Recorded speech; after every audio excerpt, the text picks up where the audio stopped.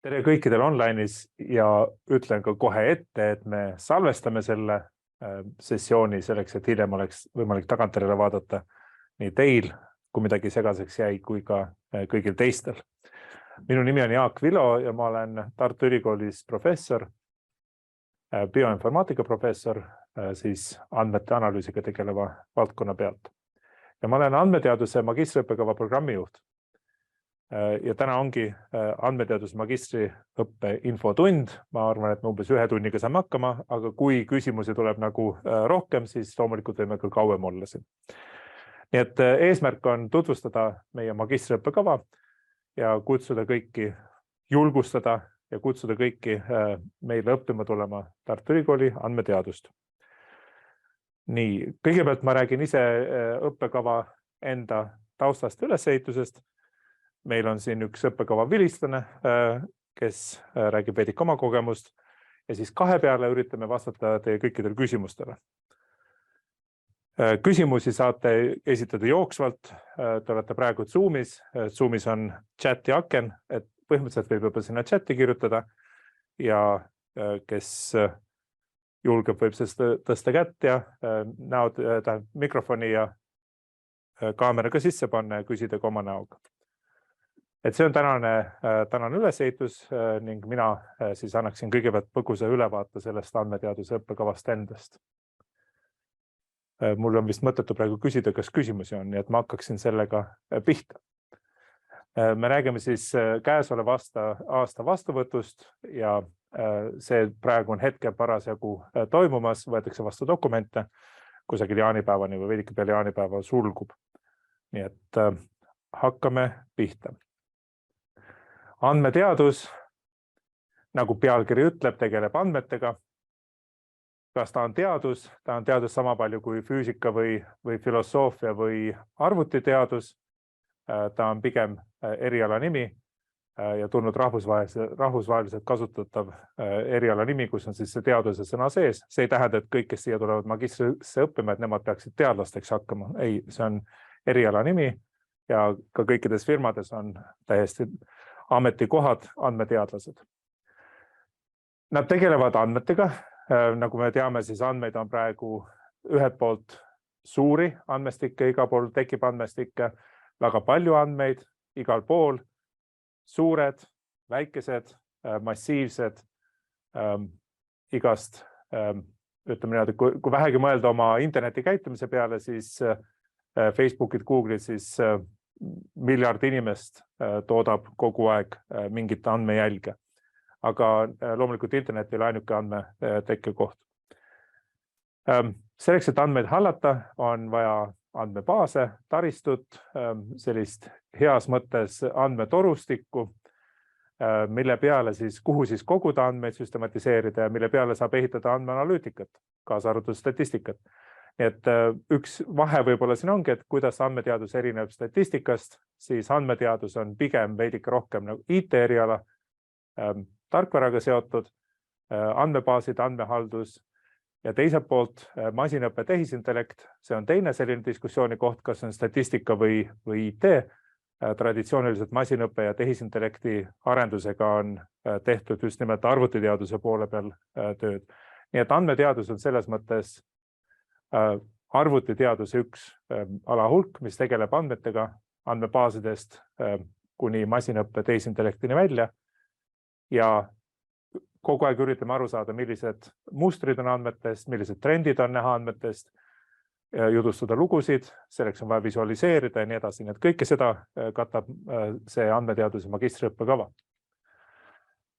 Hästi lühidalt, lihtne öelda, andmed on kusagil failides, andmebaasides, online käitumises.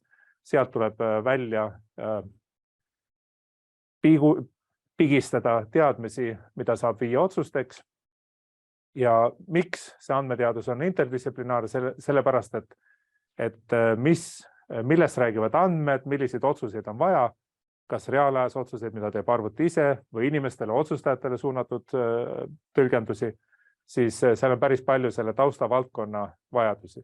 Aga andmeteaduse erialal on üks ühtne lähenemine metodoloogiliselt. Me kasutame sarnaseid meetodeid erinevates keskkondades me kasutame sarnaseid algoritme ja süsteeme, et andmetest siis seda teadmist välja pigistada.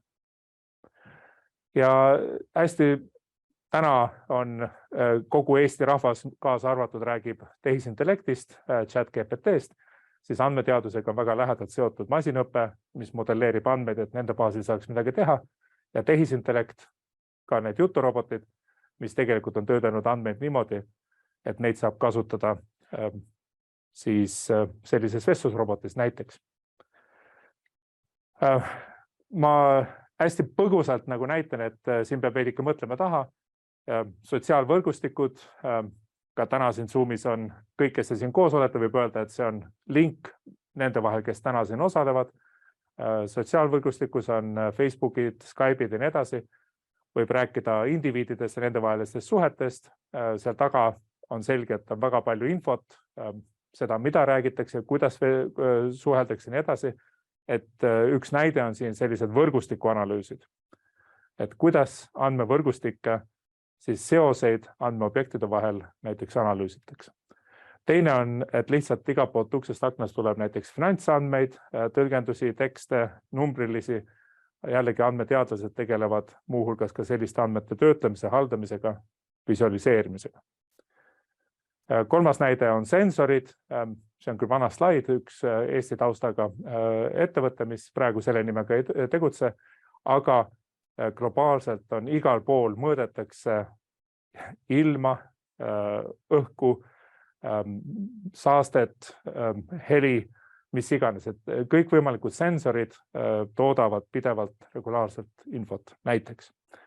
Nii et sellist infot on vaja ja kui me räägime otsuse tegemiseks, siis näiteks isejuhtivad autod peavad sisse võtma endale kõik info, mis on vähegi kättesaadaval ja tegema siis juhtimisotsuseid näiteks. Lähete Amazoni poodi, siis Amazoni pood teeb teie profiilile vastavaid pakkumisi, soovitusi. Kõige selle taga on andmeteadus. Miks me sellise andmeteadusõppekava tegime?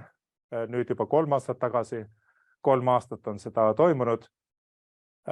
3. aasta lõpetab, ehk siis teine lend sel aastal hakkab lõpetama ja toimub nüüd 4. vastuvõtt. Miks seda vaja oli? Majandus- ja kommunikatsiooniministeerium juhtis tähelepanu, et Eestis on suur vajadus avalikul erasektoril.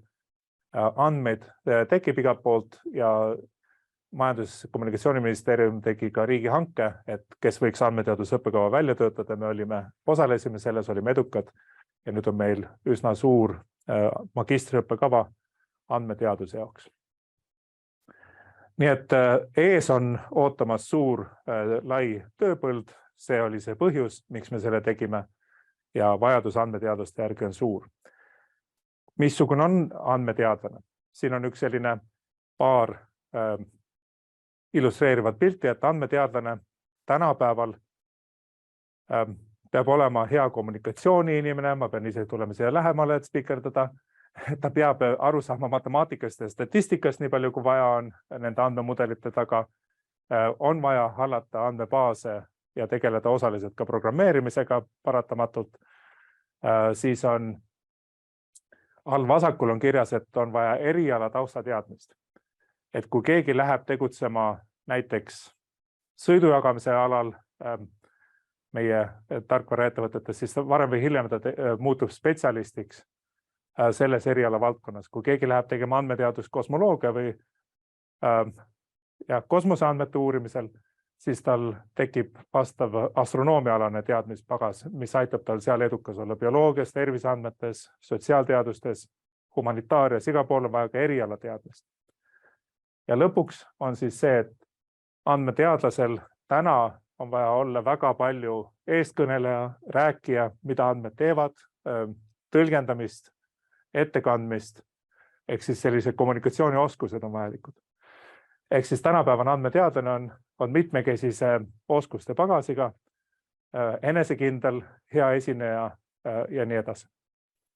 Siin on üks teine pilt, mis joonistab Venni diagrammi 4 oskuse järgi, et on vaja kommunikatsioonioskuseid, mida ma just ütlesin, statistikat, programmeerimist ja äriteadmist. Äri on siin selles mõttes nagu veidike lai mõiste, et see ei ole ainult äritegevus firmade mõttes, aga see on selle valdkonna teadmine, mida siis on vaja teha.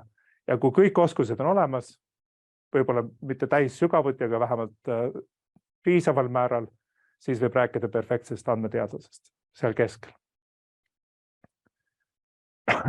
Nüüd, see oli motivatsioon, mida, miks, eks. Me ootame õppima erinevate elutaustadega, erinevate haridustaustadega tudengeid, kellel on eelnevalt siis vähemalt bakalaureuse kraad. See ei pea olema ainult IT-st, see ei pea olema ainult matemaatikast, statistikast, see võib olla loodusteadustest, majandusest, humanitaariast, aga meil on üks nõue, et me peame eeldama, et on mingil määral IT-oskusi ja matemaatilisi oskumisi, ehk siis ühe õppeaasta mahus, 60 ainepunkti mahus oleks ette näidata IT, matemaatika, statistika või ka füüsika, keemia, matemaatilise materjaladega seotud taustateadmisi. See on selleks, et esimesel, seal, kus paratamatult peab veidike matemaatiliselt rääkima andmetest, et siis hakkama saada. Et see on eelnõue, et ühe aasta mahus peab olema eelnevalt seda laadi aineid. Selle te panete ise kirja, mis teie õppekavas on olnud. Meil on tulnud välismaalt üliõpilasi, kes on pannud kirja ainete täpsusega ja vastuvõtudokumentides ütlevad, et niimoodi tuli kokku minu 60 ainepunkti. Mõningate puhkudel me võtame arvesse ka näiteks varasemat töökogemust, mis on seotud andmetega, et see ei pea kõik olema puhtalt formaalsete ainepunktidega ülikoolidest. Et sellise tabeli, missugune taust teil on ja kuidas see vastab sellele 60 ainepunktile, umbes üheaastasele tööle enam-vähem, see on tabel, mille te panete ise kaasa. Ma näitan paari pirukadiagrammi. Pirukadiagrammid ei ole tingimata parim viis visualiseerida, aga nad ei ole üldse väga head viisid visualiseerida, aga see näitab jaotust, et see ülemine sinine nurk on informaatika taustaga, siis on matemaatika, statistika taustaga inimesi ja mis seal on, siin oli majandusteadused, füüsika, keemia. Need taustad moodustavad üle poole meie vastuvõetutest. Ja niisugune tugev kolmandik on niimoodi, et üliõpilased, keda nagu ühe kaupa, et see erialade paljusus siin taga on küllaltki suur, kui siin iga selle piruka taga on umbes 50-60 vastu võetud, siis seal on erialasid, mille pealt tullakse umbes suurusjärgu 25-30. Ja see oli eelmise aasta 3. vastuvõtu puhul täpselt sama muster, et umbes pooled on sellised IT, matemaatika, statistika taustaga ja ülejäänud pooled on kõikidelt teistelt erialadelt. Ja see on ka üsna tore nagu siis sellise tausta pealt, et üliõpilaste vahele tekivad üllatavad suhted, kes millise oskusteabe sisse toob, et võib-olla Markus kommenteerib pärast seda. Nüüd veidike detailsemalt, kui me vaatame, mida andmeteadusõppekavas täpselt õpitakse, siis ained on ju ainepunktidega mõõdetud. 120 ainepunkti on 2 õppeaastat päeva õpet, selle magistriõppe töö maht. 1 aasta on see vasakpoolne moodul, meil on alusmoodul, mis on põhiained, meetodid ja erialane suunamoodul. See on enam-vähem siis pool õppekavast ja teise pool on valikained, vabaained, võib-olla välismaal semestri või mõned on olnud ka pikemalt. Sinna mahub praktika sisse ja lõpuks on magistritöö või grupiprojekt, siis grupp on 2 inimesega tehtud töö mingi välise organisatsiooni tavaliselt ettevõtte juures. Et see lõputöö on meil 15 ainepunktine, lisaks väike seminar. Et see on see teine aasta, et siis on vabaained, praktika, lõputöö. See on ülesehitus ja ma veidikene lähen nendesse moodulitesse sisse, et alusmooduli me oleme üles ehitanud CRISP TM mudeli järgi, see on siis cross-industry standard process, ehk siis valdkondade ülene standardiseeritud protsess andmeteaduseks. data mining on siin nagu andmekaeve mainitud, et selle voodiagrammi pealt on näha, et mulgi on raske siin põhimõtteliselt hakkab pihta sellest, et me peame seda eriala või valdkonda teadma, me peame teadma, mis need andmed on, mis sealt tulevad, me peame nende andmetega tegelema puhastamise ja haldamise mõttes. Alles siis me saame rakendada mingit modelleerimist, ehk siis näiteks masinõpet, mis andmetest reeglid üles otsiks. Kui see masinõppe mudel on valmis, siis tuleb seda juurutada ja kui ta on ükskord juba juurutatud, siis me saame ka tagasisidet ja hinnanguid, kui hästi see töötab. Ja siis seda tsüklit tegelikult igapäevaselt, iganädalaselt, igakuiselt muudkui korratakse. Mitmetes ettevõtetes, suurtes ettevõtetes on võib-olla iga päev 2-3 korda juurutatakse uusi andmemudeleid. Et see on see protsess ja selle protsessi käigus on siis ained, siin on 5 põhiainet, mis on alusmoodulis. Üks on selline ülevaateaine, mis räägib siis andmeteaduse meetoditest. Üks on aine, mis räägib masinõppest, kuidas arvuti teeb selle mudeli. Kolmas aine on andmetehnika, mis räägib pigem sellest torustikust, kuidas andmevood käivad, kuidas andmebaasid ühendatakse, milliseid töövahendeid kasutatakse andmete halduseks. 4. aine räägib andmete visualiseerimisest ja esitlusest, muuhulgas siis esteetikast, kuidas sõnumeid paremini välja tuua ja nii edasi, mis töötab ja ei tööta andmete esituses. Ning 5. aine räägib sellest, kuidas andmeteadus paigutab meie ühiskond. Millised vajadused tulevad ühiskonna poole pealt, andmeprivaatsuselt või inimeste privaatsuse säilitamiseks. Millised on eetilised õiguslikud alused. Te olete kuulnud sõnaühendit GDPR, kõik, mis puudutab andmete haldust. Tõenäoliselt praegu räägitakse sellest, kuidas reguleerida tehisintellekti. Vot just need regulatoorsed pooled ilmselt langevad just sinna sellesse ühiskondliku mõju ja eetika privaatsuse aine sisse. See on see alusmoodul 5 ainet, 6 aine punktised, annab kokku 30 EAP-d ehk siis pool õppeaastat. Teiseks, kui me läheme juba edasi, nagu alus on käes, siis inimesed, üliõpilased saavad valida endale järgmised nagu suunad, mis rohkem huvi pakuvad, et meetodite hulgas võib juba suurest hulgast valida 2-3 ainet, mis siis vastavad erinevatele, kas siis on rohkem tekstianalüüsiks, võrgustiku analüüsiks või mis valdkonna analüüse vaja on. Et sellised meetodid, mida siis kasutatakse sõltuvalt erialast. Ja kolmandaks on võimalik spetsialiseeruda meil 3 erinevas suunas. Me räägime spetsialiseerumisest esiteks äriettevõtete suuna peale, kus siis on majandusega seotud ained ja nii edasi. Teiseks digitaalne humanitaar ja digihumanitaaria või sotsiaalteaduslik taust. Ja kolmandaks loodus- ja terviseteadused. Seal all on ka loodus-täppisteadused ja tervisbioloogia. Nendes igas selles moodulis või suunas on oma komplekt aineid, millest siis tuleb võtta põhimõtteliselt ainult 2 ainet, et eesmärk on näidata, kuidas neid samu andmeteaduse meetodeid ühes või teises või kolmandas valdkonnas siis kasutatakse. Et vaadata selle valdkonna poole pealt, kui tuleb eriala teadmine seal sisse, kuidas need samad meetodid juurutatakse. Et see on nagu selline põhiline õppimise pool. Nüüd valikained me alguses tegime ka tasandusmooduli, et kui inimesed tulevad teiste erialade pealt, ma ei oska piisavalt hästi programmeerida, ma ei tunne piisavalt hästi andmebaasi, ma ei tea ühte või teist või kolmandat asja, siis seal valikainete hulgas on võimalik võtta just seda tüüpi sissejuhatavaid aineid meie bakalaureusõppest või meie magistriõpetest, mis siis aitavad seda tasandust, et tuled teise eriala pealt, siis on võimalik ennast koolitada või valida ükskõik milliseid muid aineid, mis on siis seotud andmeteadusega. Te näete, et see nimekiri on pikk, et meil on tõesti Tartu Ülikooli Arvutiteaduse Instituudis ja siin kõrval Matemaatika Statistika Instituudis väga palju aineid, mida võtta, aga valik on üsna suures osas siis teie enda oma.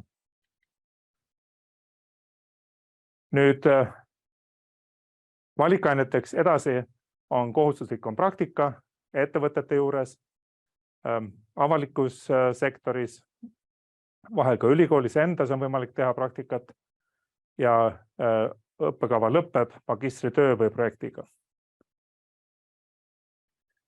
Me, kes ei ole siin Tartu Ülikoolis õppinud, võib-olla ei tea nii hästi, aga meie Arvutiteaduste Instituudi ained on hästi paljud on avalike õppematerjalidega, on võimalik vaadata, missugused materjalid on ühes või teises või kolmandas aines.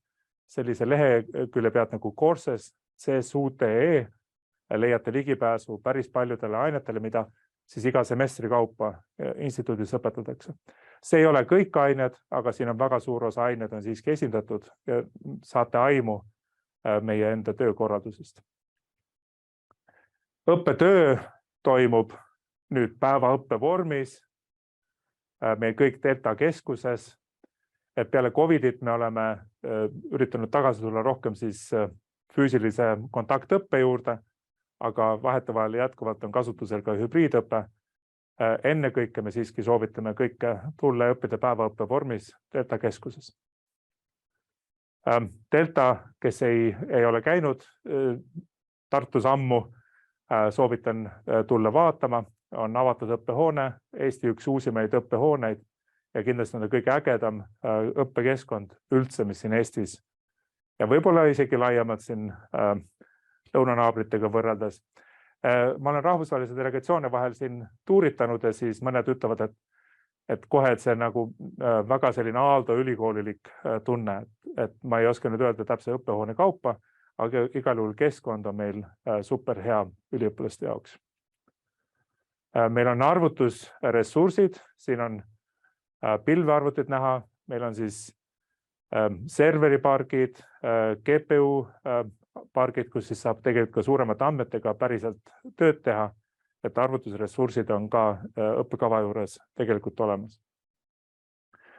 Meil on väga head õppejõud, noored, rahvusvahelise taustakogemusega, väga tunnustatud siis üliõpilaste endi poolt. Nemad on need, kes teid igapäevaselt õpetavad. Mina ise ei õpeta andmeteaduse õppekaval hetkel ühtegi ainet peale. Kõrvaleriala on informaatika, seal ma õpetan algoritmikat, siis algoritmid, andmestruktuurid, kes ei ole õppinud, siis on võimalik ka neid õppida. Aga Meelis Kull õpetab näiteks masinõpet, Raivo Koldasin visualiseerimist ja terviseandmeid. Dmitri Fishman masinõpet, pildianalüüsi ja nii edasi on premeeritud valdkonna ühe parima õppejõuna. Sulev Reisberg, Kaur Alasoo, Anna Aljanaki. Anna tegeleb muusika tehisintellektiga, nii et suudab analüüsida nii muusika ostu, müüki, kuulamist, kui ka teiselt poolt siis sünteesida muusikat tehisintellekti vahenditega. Fredrik Milani tegeleb äriandmetega, äritarkvara poolega.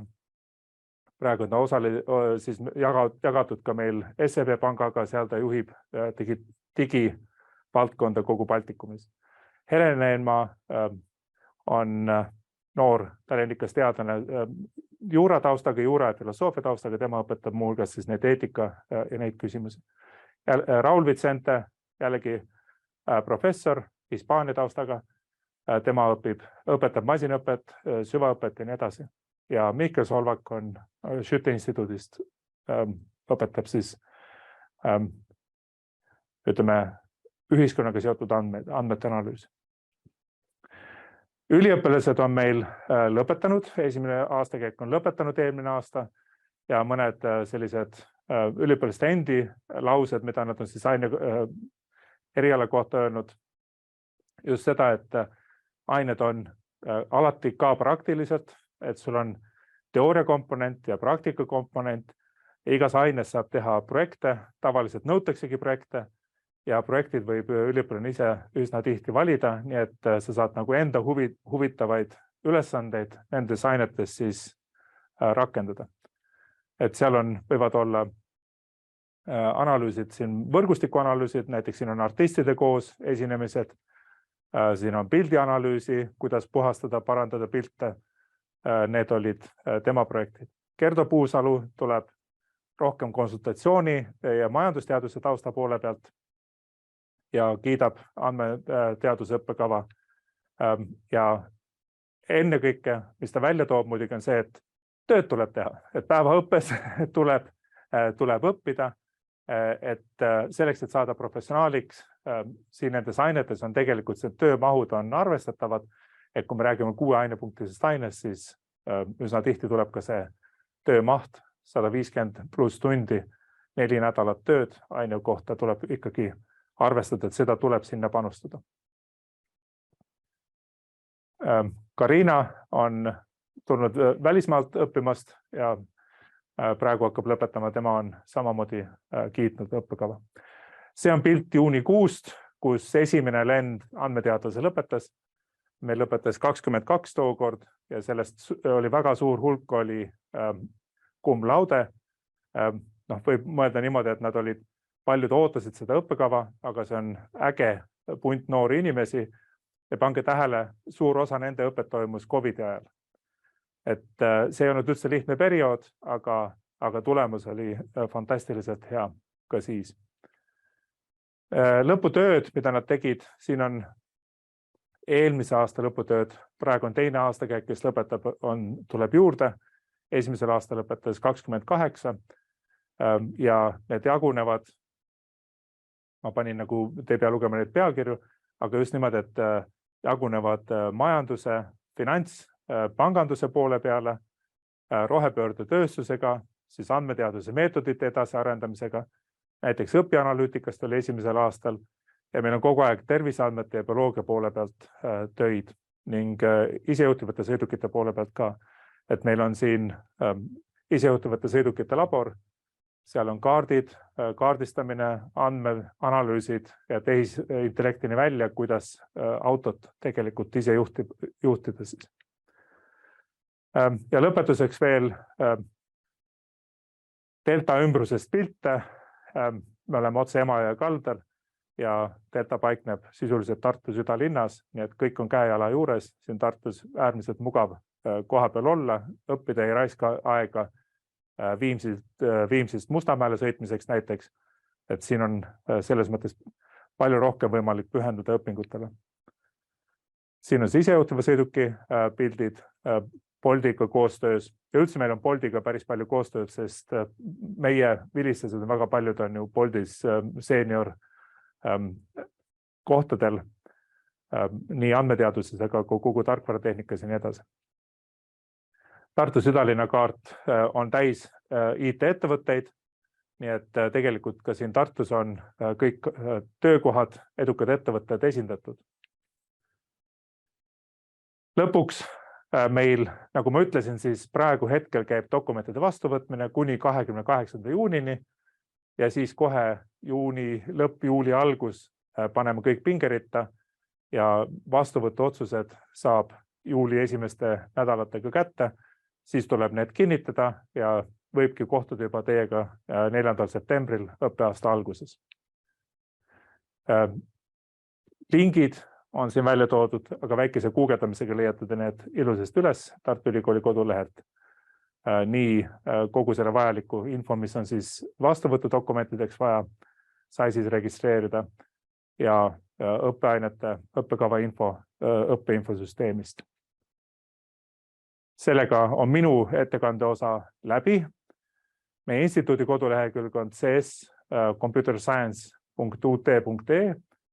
Andmeteadus on õppekava ja ma üritasin siis veenda, et siin on interdistsiplinaarne eestikeelne magistriõppekava selle mööndusega, et meil on päris palju välisõppejõude ja päris paljud ained ise tegelikult on inglisekeelsed. Aga õppekava üliõpilased on siis eesti keele taustaga ennekõike. Alati võib pöörduda küsimustega nii praegu siin otse, kirjutada e-maili, võtta ühendust, nii et siis oleme hea meelega valmis vastama. Aga võib-olla Markus Haug tuled siia ja näitad, et päriselt on ka vilistlasi. Sära ei ole silmadest kustunud, vastupidi, iga päevaga läheb põnevamaks, ma loodan, ja võib-olla räägid oma kogemusest juurde. Jutt jumala õige, tere ka minu poolt, mina olen Markus Haug ning nagu kuulsite, olen täiskohaga andmeteaduse vilistlane. aga tegelikult tegelen igapäevaselt hetkel doktorantuuris terviseinformaatikaga ning kõrvalt teen natukene ka startup-indust. Peaksin teile täna siis rääkima, et miks valida andmeteadus või miks üldse valida magister. Mul endal muidugi oli bakalaureuse sees matemaatiline statistika ning pärast selle läbimist tundsin, et asi jäi natukene üldiseks. Oleks vaja midagi sellist spetsiaalsemat. Ei olnud niisugust tunnet, et nüüd ma lähen ja löön erasektoris ukse lahti ja hakkan asju kohe tegema. Mõtlesin, et peaks edasi õppima. Matemaatikat väga enam ei tahtnud teha, 3 aastat tõestamist kurnas natukene ära. Aga tollel hetkel, ehk siis aastal 2020, loodi just andmeteaduse õppekava. Ning kuna mul baka jooksul jäi programmeerimine väga selliseks südamelähedaseks, siis mõtlesingi, et oleks hea mõte andmeteadusesse minna. Kindlasti oli see sellel ajal ka väga siuke päevakorras teema. Juba võib-olla enne, kui ma ülikooliga liitusin. Magistrisse astudes saime valida päris mitmete erinevate õppeainete vahel, mis mulle andmeteaduse juures eriti meeldis sellel ajal, kui ma seda läbisin, oli see, et magistratuur tundub kaugelt vaadates selline tore asi. Päris paljud meist võib-olla teevad kõrvalt juba tööd ka, siis tekivadki sellised kahtlused, et kas ma ikkagi suudan näiteks kõrvalt tööd teha, võib-olla isegi pere kasvatada, mida iganes. Ning mulle väga meeldis see, et andmeteaduse magistri õppekava oli täpselt see asi, mis ta nagu kaugelt välja paistis. Ehk siis kõrvalt sai väga edukalt ka tööd tehtud ning muude hobidega tegeletud, seega nagu tükki otseselt küljest ära ei võtnud. Kindlasti oli väga tore ja huvitav see, et inimesed just selle õppekava sees ongi erinev, nagu Jaak rääkis, väga erinevatelt backgroundidega, väga erineva ajalooga, on siis näiteks õppinud kas sotsioloogiat, füüsikat või siis on IT-st või näiteks matemaatika tagataustaga. Ning kindlasti nende inimeste siis vaatepunkt on erinevaid projekte ja töid läbi viies väga äge.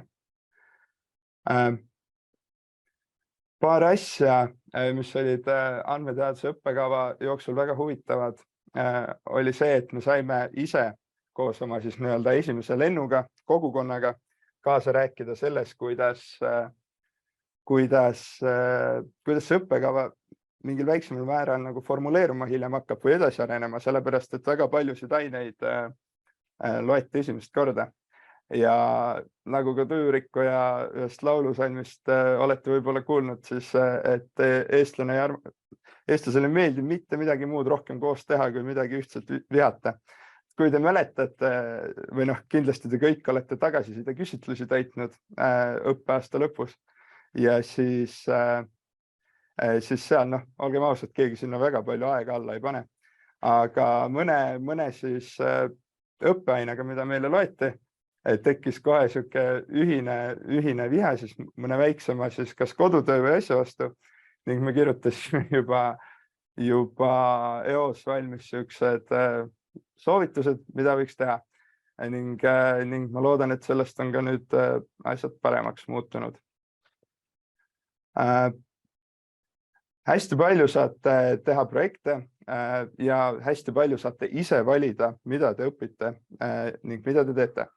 Kui te soovite võib-olla teha midagi väga spetsiifilist, näiteks olete väga huvitatud AI-st, saate panna endale ainetest sellise võileiva kokku, mis koosnebki väga sellistest tehnilistest ja matemaatilisest AI asjadest, aga saate ka valida selliste üldisemate asjade vahel, ehk siis teha endale sellise võileiva, mis vaatab siis andmeteadust ja andmeid natuke üldisemalt ja koguda erinevaid vaatepunkte. Mina ise valisin, nagu ka teie, kui te liitute, saate hiljem valida 3 erineva suunamooduli vahel. Valisin loodusteaduste suunamooduli ning see on siis mulle nüüd hetkel hilisemas elus väga palju kasuks tulnud. Pea iga päev töös märkan, kui tekib selline probleem, millest oleme varem kuskil loengus üle käinud. Ja siis on väga suur äratundmisrõõm, kui tuleb meelde, et seal tunnis ma midagi sellist õppisin. Ja võib-olla siis lühidalt, et mis siis edasi saab, et kui ükskord keegi lõpetab andmeteaduse eriala, siis ega tegelikult juba andmeteaduse õppekava täites võib juhtuda see, et näiteks LinkedIni või kuhugi postkasti hakkavad sattuma erinevad huvitavad töökuulutused ja see ei lõppe ka peale õppekava lõpetamist, ehk siis tööpõli, nagu Jaak ütles, on tõesti väga lai ja pakkumise arvatavasti tuleb üsna palju, kuid kindlasti soovitan ka ära lõpetada. Ja kui eriti julged olete, siis võite ka pärast õppekava lõpetamist, magistratuuri lõpetamist edasi liikuda doktorantuuri. Hetkel võin omal kogemusel väita, et tegelikult need inimesed, kes teil siin juba ülikoolis kõrvale tekivad ja kellega te koos projekte teete, on väga, väga mõnusad ja lähedad ning nendega koos tööd jätkata, kas siis avalikus sektoris, hiljem erasektoris, võib-olla ise täiesti uus startup teha, on väga mõnus ning kindlasti tuleb hilisemas elus kasuks. Aga mina omalt poolt rohkem öelda ei oskakski, nii et äkki teil on mõned küsimused. Esialgu siia chat ei ole tulnud, aga võib-olla ma ise nagu ütlen, et loomulikult meie õppejõud soovitame õppida täiskohaga lühidalt, mitte raisata aega siis väljaspool ülikooli nii palju alguses tööl käia, küll seal tööl jõuab ka käia. Et tavaliselt öeldakse, et sul on nagu 3 asja vaja, sul on nagu õppida, kui sul on nagu õppida, tööl käia ja pereelu, siis kõike 3 korraga täisintensiivsusel jõua, aga 2 nendest võiks jõuda. Ja kui õppida, siis tasub see 2 aastaga pigem ära teha, mitte jääda venima kusagil 4-5 aasta peale. Et see ei ole tegelikult selles mõttes kellegi huvides. Aga tõsi on see, et meil on üliõpilaste vahel käib ka töökohtade pakkumisi ja on tekkinud tiimid, kus siis on ettevõtetes koos mitu andmeteaduse õppekava vilistest, et sa tead ilmselt nende käekäikusid ka, kes kus on parajast. Nii, kuidas me pigistame välja mõne küsimuse publiku hulgast?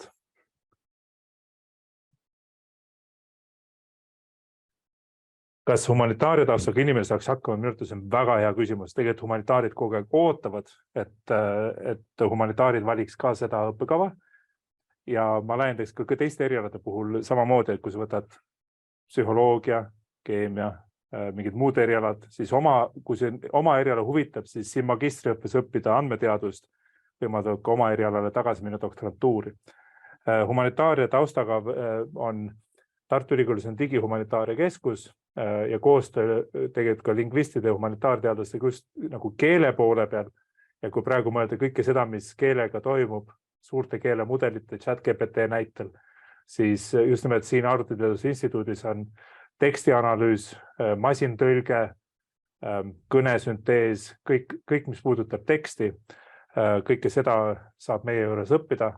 Nii et see koostöö keele poolega tegelikult on digihumanitaarias juba käimas ja teiselt poolt on kindlasti see, mida ülikool ootab, et nende erialade vahel sünergia muudka hakkaks kasvama.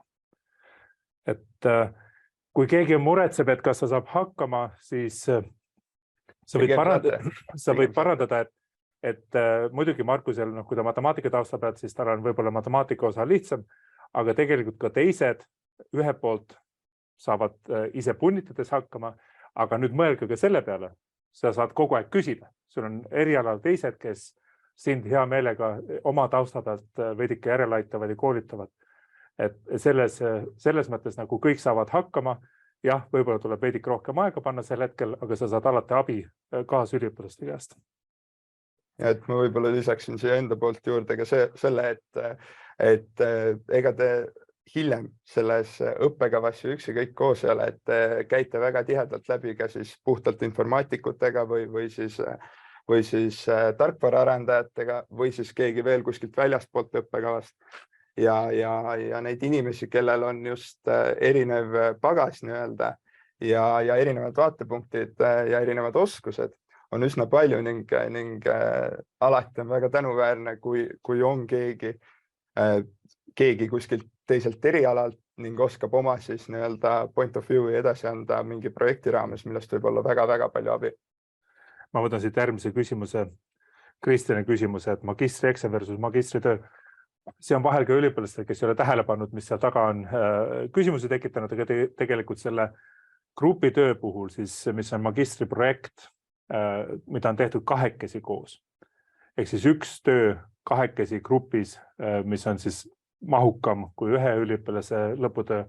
Seda me nimetame siis lõpuprojektiks välisorganisatsiooni juures ja selle kaitsmine toimub peaaegu nagu magistritöö kaitsmine, lihtsalt me kutsume seda magistrieksamiks, aga tegelikult see näeb välja väga magistritöö kaitsmisena, lihtsalt sul on sõber juures, kellega koos sa seda projekti oled teinud, et koos ja turvalisem ja siis komisjon tegelikult tahab näha, et mõlemad on tõesti seal panustanud sellises ühises projekti.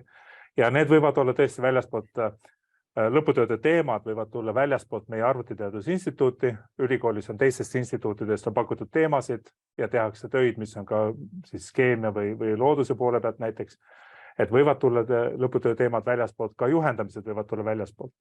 Et kui sul on enesekindlus, et sa saad andmete analüüsiga hakkama, siis võivad juhendajad olla ka väljaspoolt ülikooli ja väljaspoolt meie instituuti. Aga seal oli ka see variant või seal oli ka repordi osa kirjas, et kui palju see report näeb välja nagu tavaline magistritöö spetsiifiliste pikkuse nõuete ja kõige muu sarnasega. Ta näeb üsna välja nagu tavaline magistritöö 2 autoriga. Et magistritöö puhul on selgelt 1 autori töö, aga projekti puhul lõppraport näeb üsna selline välja. Kui suures meil oli veel niimoodi juures, et üks pool osadel töödel oli niimoodi, et üks osa väljundit oli tegelikult ettevõtte sisse või ettevõtte sisesed white paperid, siis on nagu üks osa nagu selline ettevõtte formaadi kujunduse küljendusega seotud nagu raport, aga teine on siis ikkagi selline akadeemilise töö väljanägemisega lõputöö, kus siis on 2 autorit. Okay. Et see jah, meil on olnud sellised näited. Sel aastal ei olnud ühtegi lõpuprojekti, aga eelmine aasta oli 3 projekti, ehk siis 6 inimest kaitsesid 3 erineva projektiga. Need olid just ennekõike Fintechist, tulid Swedbankast, Salvest ja üks oli õpianalüütikaga seotud siit ülikooli seest. Ja teine pool sinu küsimust on, kas saab programmeerida GPU-de peale? Absoluutselt, kes vähegi tunneb huvi, siis kindlasti seda saab. Lumi, mis on siis Soomes Kajanis superarvuti, Lumi peal teoreetiliselt saab, aga Lumi peal on niimoodi, et mitte iga üliõpilane ei lähe Lumi peale arvutama, vaid seal on oma viis, kuidas võetakse sisse projektid, aga meie enda Tartu Ülikooli teadusarvutuskeskus vahendab seda arvutamist, mida siis seal Lumi peal teha. Ja just need keelemudelid, masintõlked ja need on üks nagu põhiline koht, kus me siis näeme, et on sellist suuremat vajadust olnud. Et meil terviseandmetes praegu hetkel isegi nii suuri GPU vajadusi hetkel ei ole, et Markus tegeleb lihtsamate Markovi mudelitega nendes kohtades. Aga põhimõtteliselt, nii et ma tahan öelda, et me tegelikult tahame, et meil oleksid väga tehnilise huviringiga, silmaringiga inimesed ja samas ka erinevate ärivaldkondade, siis majanduse, psühholoogia, mitmete erialade inimesed koos. Et siis vahetevahel on koos palju toredam projekte teha, kus üks on nagu entusiast oma eriala osas ja teine on entusiast siis tehnilise teostuse osas ja niimoodi tulevad tavaliselt kõige paremad ägedamad asjad veel välja. Nii, kas on veel küsimusi tulemas?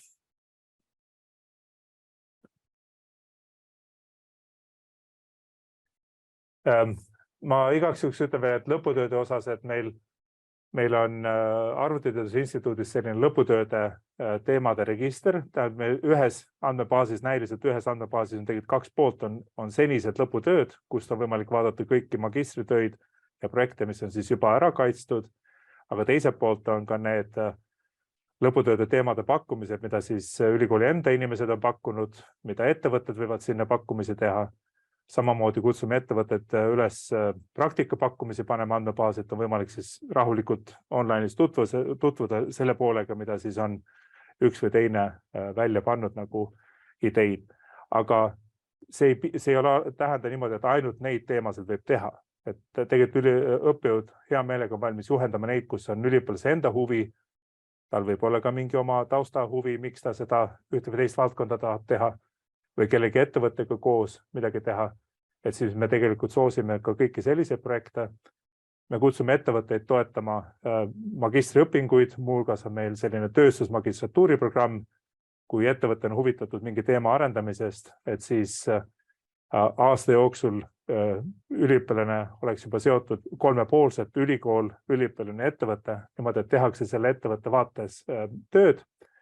Aga kui te mõtlete niimoodi, et on praktika, on lõputöö, on mõned ained, et siis kogu selle aja vältel üliõpilane saab fokusseerida just nimelt nagu selle ettevõtte vaates, kuidas neid asju teha, mis on ettevõtte jaoks olulised.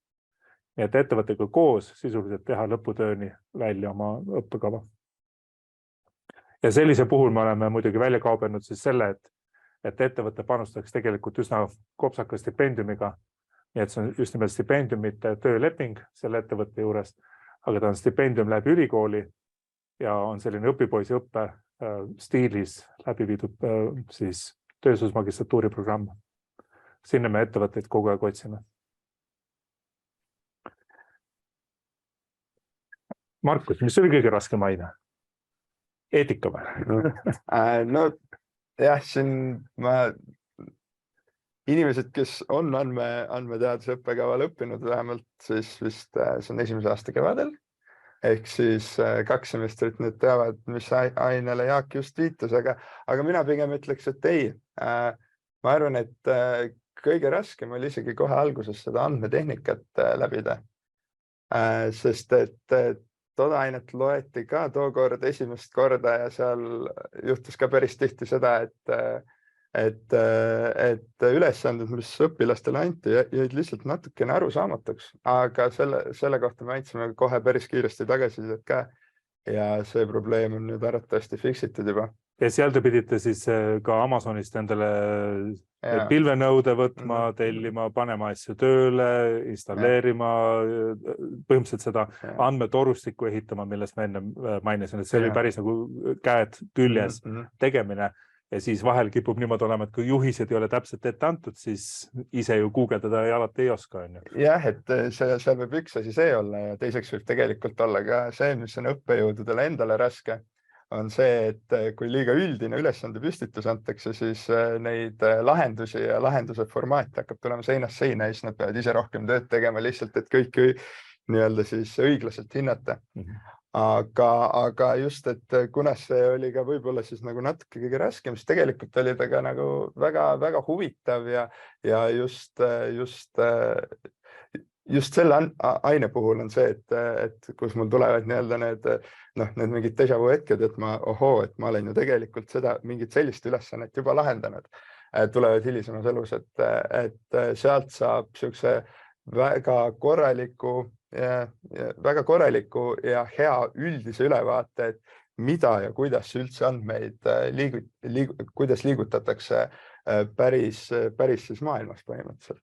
Ja tänase pilvetehnoloogia teeks siis põhimõtteliselt see ongi nagu olukord on niimoodi, et kui sa oled väga suures ettevõttes, väga palju on andmeid, võtame näiteks Bolti, siis see ei ole niimoodi, et ühe arvuti peale käib üks programm, et siis ta on pilve peale laiali tõmmatud, skaleeritud ja ilmselt siis ongi nagu need tehnoloogiad, mis siis võimaldavad seda päriselt käima panna. Et päriselus muidugi kõik kogu aeg sellega tegele, et andmeteadlased ettevõtetes, mõned tegelevad rohkem andmete liigutamisega, teised rohkem siis masinõppe või sellise modelleerimisega ja kolmandad võib-olla hoopis just nende visualiseerimise pooltega, et need karjäärirajad on ka lõpuks vedik erinevad, aga alati on kasuks teada, mis teised seal valdkonnas teevad, et ei tekiks niisuguse naiivsed ootused, et see või teine on nagu lihtne, et see üliõpilasena läbi käimine võimaldab hiljem aru saada palju paremini, et mis päris maailmas toimub. Nii.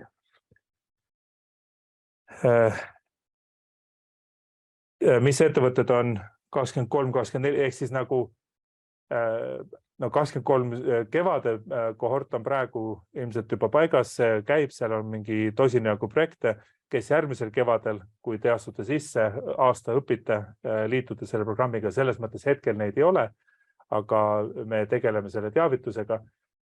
Ma ei maininud, üks pilt oli, kus oli hästi palju rahvast koos spordisaalis, siis tegelikult see on meil Delta karjääripäev. See on põhimõtteliselt spordisaali täis.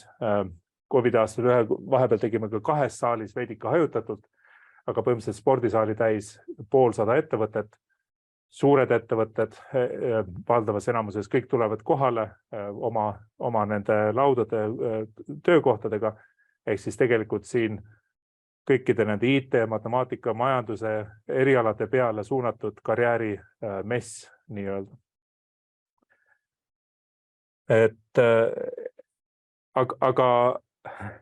Aga teiselt poolt siis nagu ette ennustatavad vastused on, et kõik need edukad iduettevõtted, suurettevõtted, pangad, finantssektor, Eesti startup ettevõtted, need on igal juhul alati kogu aeg maiad spetsialistide värbamise peale. Ja vahel on, see on nagu hea diskussioon, et kas esimene ettevõte peab olema kohe su enda tehtud või alguses tasub veidikene õppida kogemust ja siis minna alles väikese kogemuse pealt oma ettevõtet ehitama, et see on ka nagu hea diskussiooni koht, eks, mida võib alati mõelda. Et tavaliselt need edulood, mis on nagu inimese esimene projekt on kohe teha suur ettevõttesse ja tavaliselt ei õnnestub siis, kui sa kaasad endale väga häid inimesi juurde, kes, kui me võtame selle Bolti näite Taxify, siis see, et Markus Villig oli juba gümnasistina alustas seda ja esimese kursuse tudengina läks ettevõtte lendu, siis see ei olnud niimoodi, et oleks gümnasistina kõik nagu ära programmeerinud, ikkagi siin magistrandid ja magistrid tasemega inimesed, spetsialistid olid need, kes seda programmeerisid, et suur ettevõtted ei sünni kunagi ilma selle meeskonnata, kes selle päriselt ellu viivad. Nii. Ja võib-olla ka see välja tuua veel, et siin majas on tegelikult koos ka majandusteaduskond, ärisuuna, äriliselt mõtlevad inimesed ja need ained, et kes tahab siis ühendada ka majandust ja IT poolt, siis kõike seda saab siin kombineerida, et ülikoolis üldse on võimalik nagu aineid võtta, kui vähegi aega üle on. Nii. Ma vaatan, et meil on üle 50 minuti on ilusasti läinud praegu. Kui me praegu siit küsimusi välja ei pigista rohkem, nagu öeldud, siis veebis on taustainfo olemas. Meil on äge õppekava, head võimalused, kiirelt arenenud instituut, eriala, nii et tulge siia õppima ja ka Tallinnast iga poolt mujal julgen igal juhul soovitada, et tulge Tartusse, siin on väga äge magistriõpingud läbi viia, kui te olete ka Tallinna erinevate ülikoolide taustadega. Või välismaalt tulge tagasi Eestisse, neid kogemusi meil on päris mitmeid, kes on olnud väga õnnelikud oma selle valiku üle. Jah, aga siis ma tänan kõiki osalejaid, aitäh kuulamast, aitäh seda videot kodust uuesti üle ketramas, ootame teie dokumente, avaldusi ja juuli alguses saate kinnituse siis vastuvõtu kohta ja septembris juba näeme uuesti uutes rollides. Aitäh! Aitäh!